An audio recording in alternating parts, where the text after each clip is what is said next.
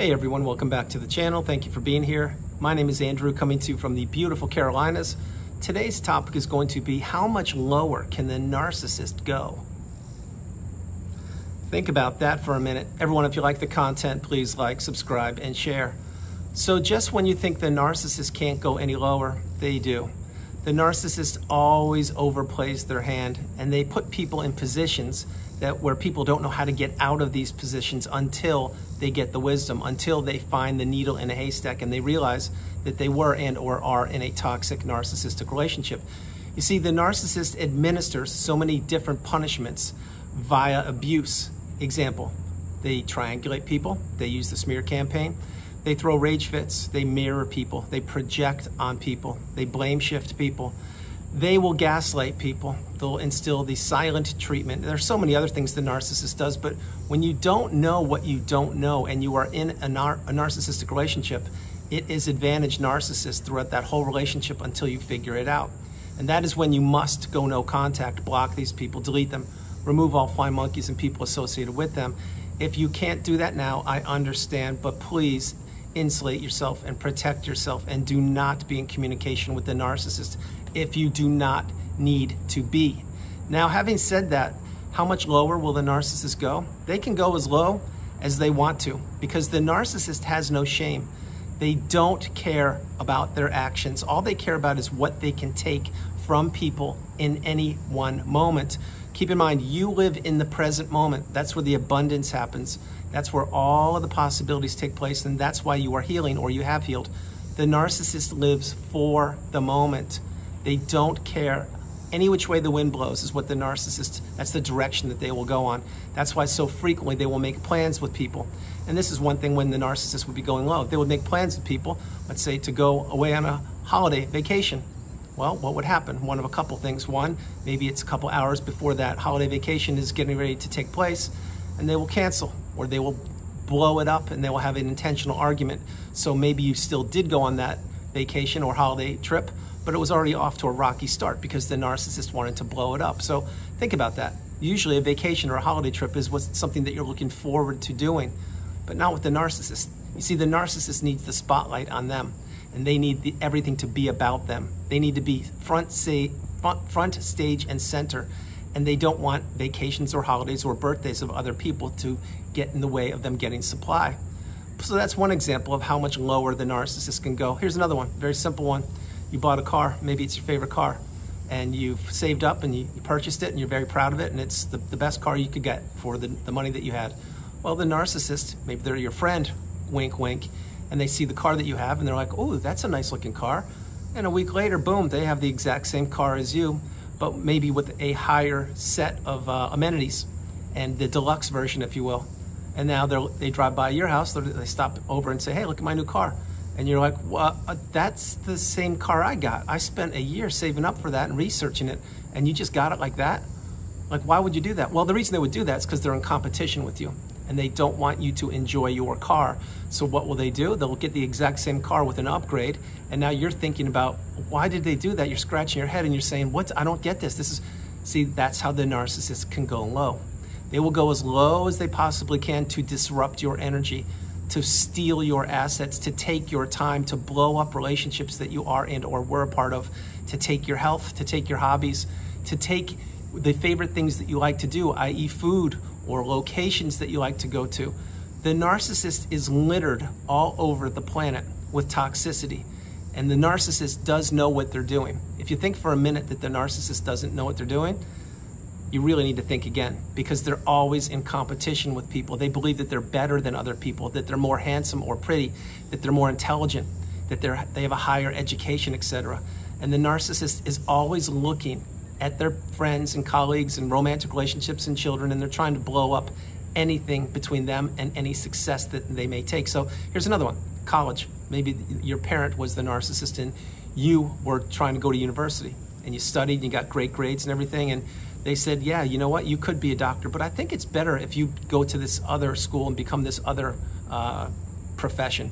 So they perhaps dissuade you from being a doctor or a nurse or a lawyer or something. Next thing you know, you're not reaching your promise, your goals, and you went for a different major. Well, that just sidetracked your whole life. and now your occupation is not what it was supposed to be.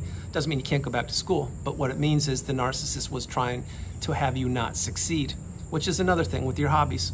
Think about your hobbies. Maybe you like to go bike ride, surfing, and skiing. Well, you've been doing those your whole life. What did the narcissist do? They came along and they said, yeah, I'll do that with you. I've been surfing and skiing and bike riding my whole life. Well, they haven't ridden a bike since they were 10. They've never picked up a surfboard in their life. They don't know how to ski because they're clumsy and they have no coordination. But what did they do? They claimed that they did it. So maybe they took pictures and photoshopped these pictures of them being in Aspen or surfing the big waves of Hawaii or something. And you'd be like, wow, that's incredible. I can't quite make out your face, but it does look like you. That's incredible. Well, what would they do? Right there, they're getting supply from you believing that those pictures are actually them in the photos, but they're not. You see, the narcissists with photos, they use so many filters and they take so many different photos of different angles because it's got to be just perfect. That's why so frequently when you were in the relationship with the narcissist, sometimes they would drop hints of who they were.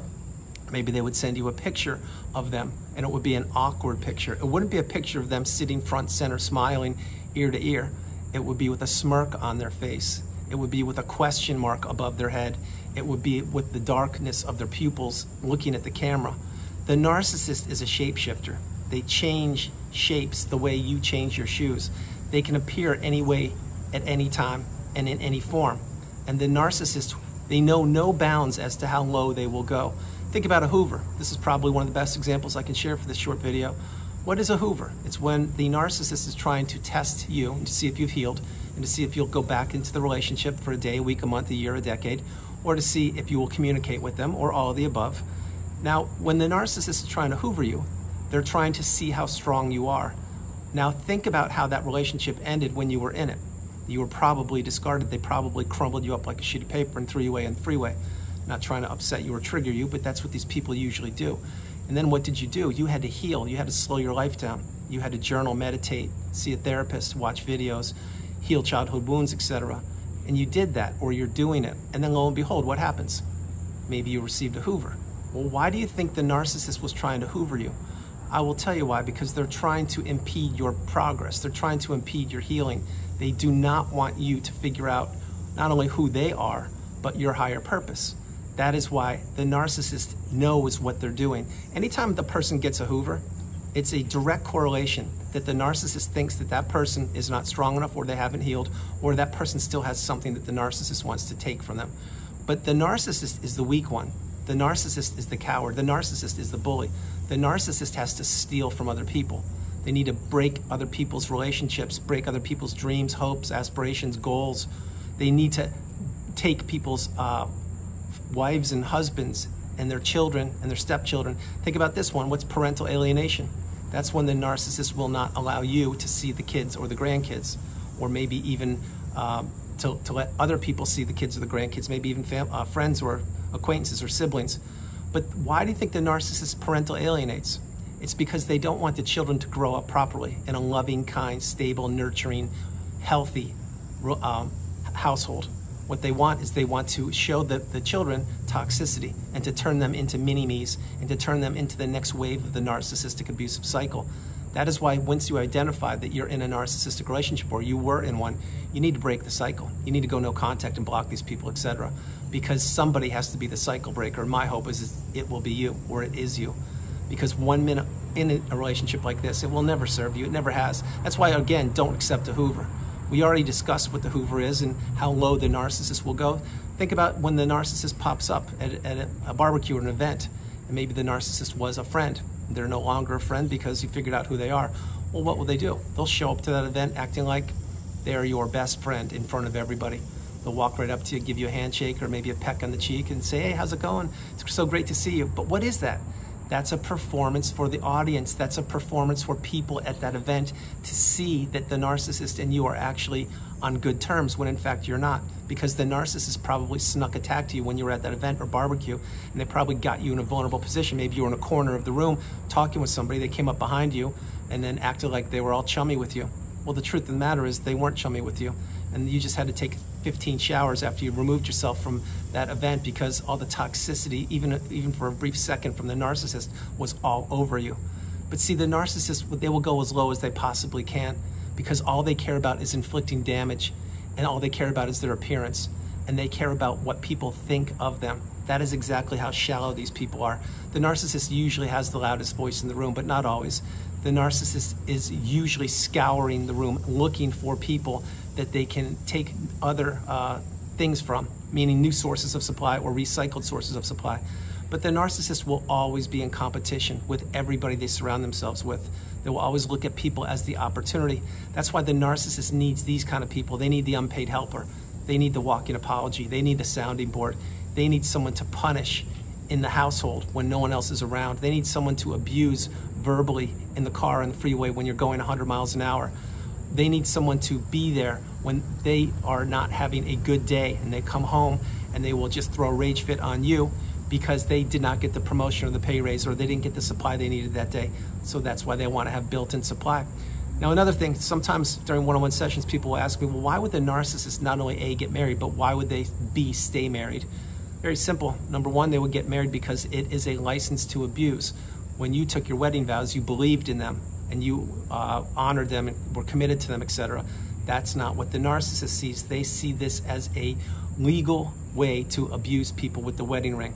So that's number one. Number two is it's a front. The narcissist can be using the wedding as them just making it seem like they have a stable, kind, loving, healthy relationship to the exterior. But behind closed doors, what do they have? They have built-in supply. That's the person, which probably was you, or you know somebody like that that was getting peppered with abuse day after day, week after week, month after month. You see, the narcissist can't regulate themselves. They need people to do things for them. The narcissist does not want to do anything to help anybody, and many times they don't even want to do things to improve their own circumstances. If you think about divorcing the narcissist, think about how frequently they don't pay their own lawyers. They don't show up to court. They drag the process out. They claim that the spouse, which was you probably, is not a good parent, and they make so many people jump through hoops, and they waste the court's time and the judge's time and the lawyer's time. Many times the lawyers of the narcissist in the divorce proceedings or in proceedings in general, they cannot wait to get that case over with. And it's not because they want to win it necessarily. It's because they want to get away from the toxic narcissist. And many times these lawyers get stiffed. They don't get paid what they're supposed to get paid. And there are other times when the lawyers won't even be paid US dollars or money. They'll be bartered with for services. That is another way of how low the narcissist can go, because the narcissist usually is cheap. They don't want to spend any of their money, but they want everyone else to spend their money. And that's why the narcissist many times is a hoarder. That's why many times the narcissist has multiple smartphones, because they're always on the prowl looking for the next new shiny object or the next relationship to enter, because they know that the relationship that you are in with them was about to implode because they kept on trying to break it. Now, to answer the second part, why would the narcissist stay married so long? There are a couple reasons there. One, because probably their spouse is in the zombie-like, trance-like state, the narcissistic fog, and they're so beaten down, they're so accustomed to the day-to-day abuse that they don't believe there's a better life for them outside of that marriage. Number two, that spouse, the narcissist may be reliant on the spouse for money. Maybe the narcissist needs that person's money so they stay in the relationship, although they're probably still cheating and still getting supply other than the spouse. And another reason why the narcissist would stay married so long is because, again, it's the appearance, it's the front. And think about when you were in the relationship, when you were in the narcissistic relationship, if you were married or not, but think about after a period of time how heavy that house was, meaning you could cut the tension of the air with a butter knife, and you were always walking around on eggshells, and you couldn't say a word, you weren't listened to, but yet you were expected to do the dishes, walk the dog, do the laundry, rake and cut the grass, and pay the mortgage and pay the electricity and the insurance. You're expected to do everything. And that's what the narcissist wants. They do not want to lift a finger, but yet they want to call all the shots. They do not want to grow and introspect and be a better human being. They want to continue to be the lazy coward and bully that they are, and continue to destroy people's lives, yet asking and or telling those people to pay their way through life. This is what the narcissist does. They're always looking to elevate, to get to the next plateau. They're always looking to get higher and higher, and they're always in competition with everybody that they surround themselves with. The enablers, the flying monkeys, their immediate family members, their children, etc. So how low can the narcissist actually go? Just when you think you've seen it all, there'll be another one that will blow your mind. And if you know what I'm talking about, just drop comments below. Because when you were in that narcissistic relationship, every single day you were seeing and experiencing more and more toxicity. You were seeing such strange behaviors and poor behaviors that the narcissist, because the mask was slipping more and more every day. The longer that relationship went on, the more the mask was slipping. And just when you thought the narcissist couldn't lose it anymore, boom, they did something else.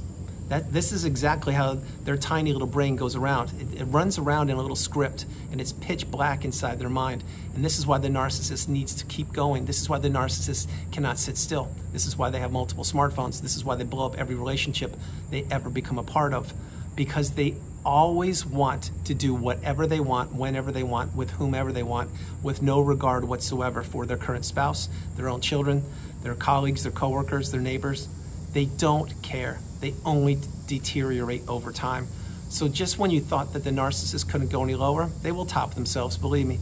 Right now, perhaps wherever the narcissist is gallivanting the globe, I'm sure that they're blowing up some relationships, and they've probably made multiple errors and meaning in their life, but they won't admit it. That's why the narcissist doesn't want people to know much about them. That's why the narcissist keeps little groups, little sects, S-E-C-T-S, of people away from each other. And this is why the narcissist is always grooming other sources of supply. And that's not exclusive to romantic relationships. It could be friendships, colleagues, whatever. It could be people in religious groups, who knows. But the narcissist cannot ever be satiated with one person. They do not like stability. They do not like commonplace. They do not like to have a peaceful existence or peaceful days. They need disruption, they need confusion and chaos, and they need control. And the narcissist, just when you thought they couldn't get any lower, they will get lower and lower and lower, because these people turn into what? That's right, they turn into the AG narcissist. And the AG narcissist is not, and I repeat, not a pretty sight to see. I created a whole playlist on the AG narcissist. You should check it out. So everyone, that's the video. I hope you liked it. I loved doing it from the beautiful Carolinas. This is Andrew. Namaste. Have a great afternoon, evening, or morning, no matter where you are on the planet. You are not alone. Remember that. You are not alone. I love you all. God bless you, and I'll talk to you tomorrow. And bear in mind, I gave you some examples here, and the Hoover's probably the biggest one. But just when you think the narcissist cannot get any lower, they can. They blow up their own lives in the end. That's why during the court hearings and custody battles and divorcing, the narcissists, they are not who you think they are. They are wearing a mask. They are trying to control anything they can. And in the long run, the narcissist is stuck in their mind. And it will implode. Their life will implode. It will go sideways, because that's the path. That's their destiny.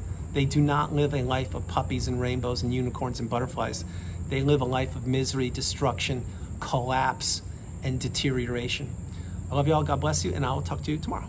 And yes, tomorrow is a big day. Love you guys. Thank you.